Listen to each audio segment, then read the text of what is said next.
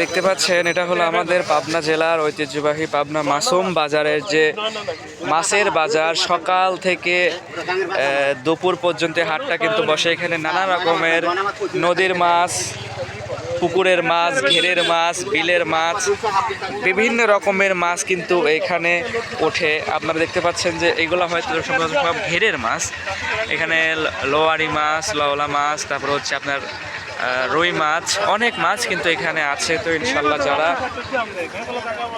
খুবই তাজা তাজা মাছ কিনতে চাচ্ছেন তারা কিন্তু আসতে পারেন। পাবনা জেলা ঐতিহ্যবাহী হাট পাবনা মাসুম বাজার দেখতে পাচ্ছেন। এই রকম তাকালে শুধু মাছ আর মাছ, মাছ আর মাছ।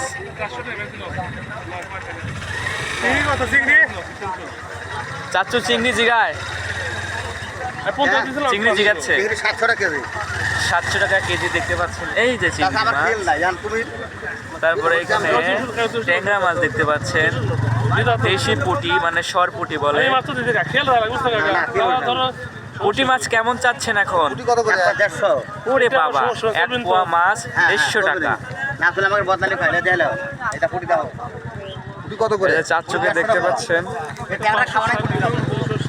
এখানে আসে চাচ্চুকে পেয়ে যাবে। তাই নাকি? আচ্ছা আচ্ছা, এই দেখেন মাছ দেখাচ্ছে সরপুঁটি, তাই না? সরপুঁটি। চাচ্চু কেমন আছেন?